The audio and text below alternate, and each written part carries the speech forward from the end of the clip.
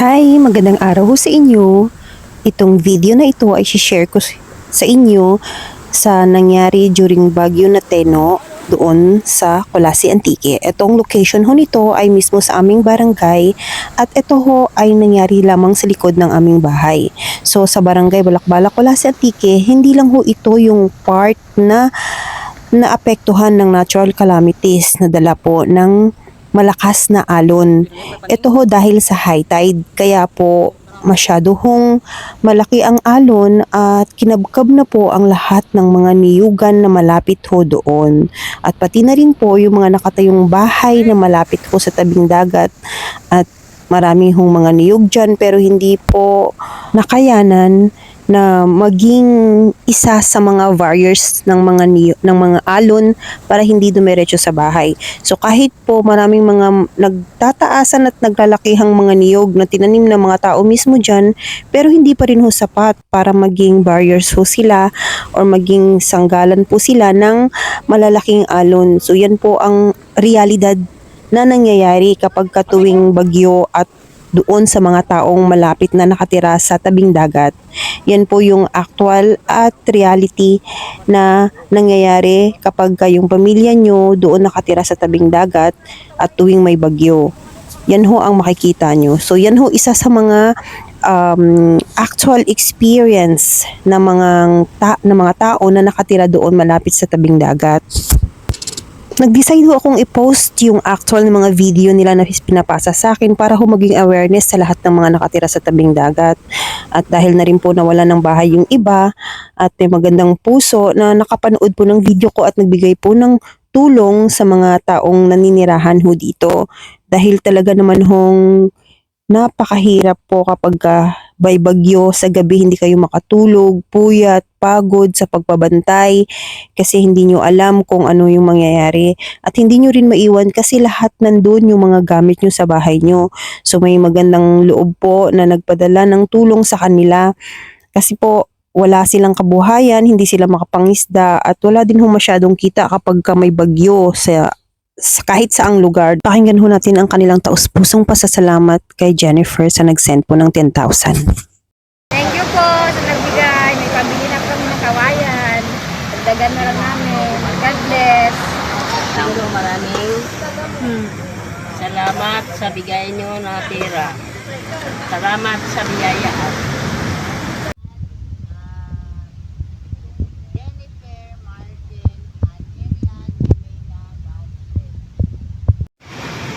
Salamat kay Ma'am Jennifer Martin kag kay Manang Anan Jimena sa kwartang bulikin naman sa ginbagyo kami rigya sa barangay Balakbalak. God bless kay ninyo nga darwa. Po, Jennifer Gerson. At Mirian. Himina. Himina. Na binigay mo. Bigay mo maraming pera. God bless po. Sige. Thank you kay Jennifer Winston. Martin. Thank you kay Sawan.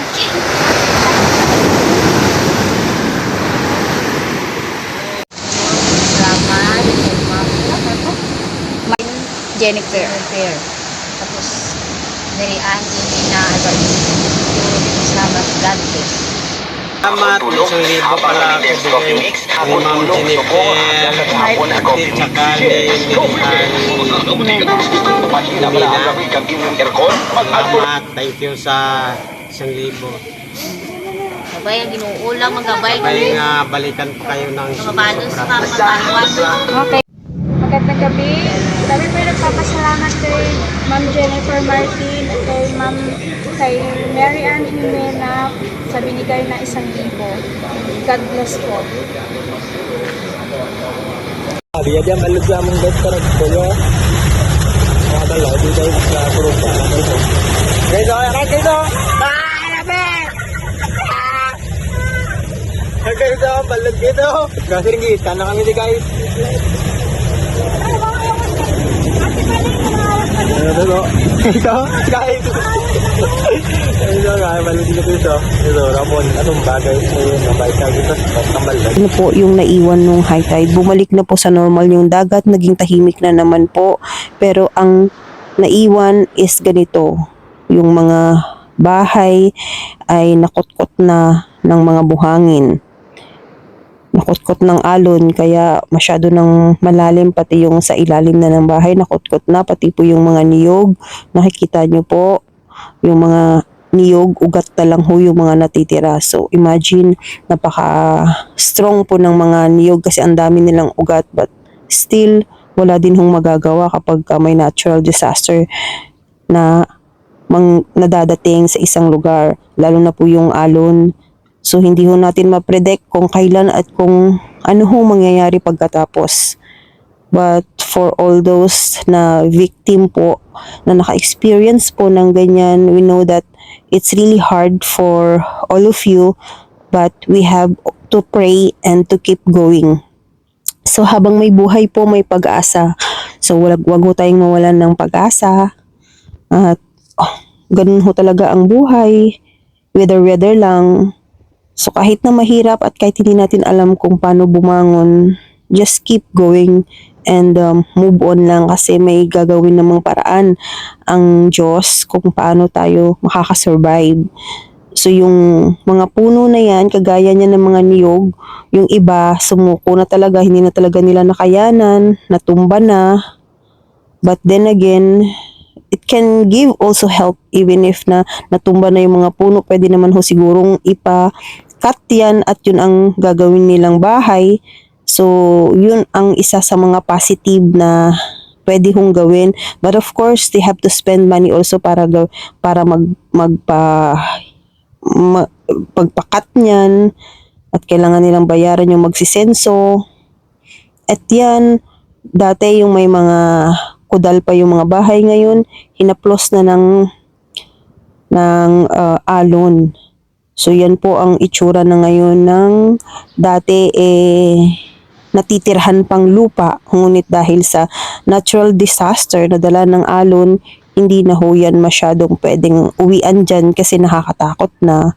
At sana yung mga nawalan ng bahay, I hope and I pray na sana mayroon kayong sariling lupa pagdating ng araw para matayuan nyo ng bahay na hindi na kayo matatakot, safe, at mamumuhay kayo ng maayos na walang pangamba na kapag tuwing malaki ang alon ay maguguho na naman ang inyong bahay. Sana makamtan nyo din yun at in God's will, mabigay din yun sa inyo. So, always remember na kahit anong nangyari dyan sa inyong buhay, just always pray and hope na next day, next morning, next month, next year, mababago din ang lahat, magiging okay din ang lahat. Tuloy pa rin ang buhay, wag lang sumuko. Habang may buhay nga, may pag-asa, kaya yan, bumalik na naman yung dagat. So, there is another hope na pwede na sanang makapag-isda na yung mga tao dyan para mayroon na kayong pang-ulam or pang-gastos kung may makukuha kayong malaking huli na isda. But I think that is not enough. But of course, we have to think positive side na kailangan natin gumalaw, kumilos para makakain, of course, para sa pamilya natin, sa mga gastusin natin sa araw-araw. So keep praying guys, and I hope so na magiging okay din ang lahat, at sana okay lang din kayong dyan at huwag magkasakit. I always pray for you that na malayo kayo sa sakit, na kahit ganyan na yung na-experience nyo ay maging healthy lang yung pamilya nyo at yung mga anak nyo na hindi magkasakit. And we are hoping for that to your family. And also we are praying. At kayo din, huwag din kayong mawalan ng pag-asa, huwag kayong mag-isip ng additional stress kasi I know nasa stress na kayo. But then again, you have to help yourself. And as long as we can help you, then we will do our part also. So in this little way na pag-post ko, sana mayroon pang maraming mag-sponsor sa inyo at sana marami pang tumulong sa inyo para naman ma-less yung burden na nararamdaman nyo ngayon. Okay? Keep going mga kabarangay, mga kapamilya. let us have hope. Kailangan isipin natin na may pag-asa. Wag lang tayong sumuko, wag lang tayong mag-isip pa. So, just chill. Kailangan nating maging masaya para hindi tayo magkasakit. Let all this to God because He's also working in His own way. And we also keep praying.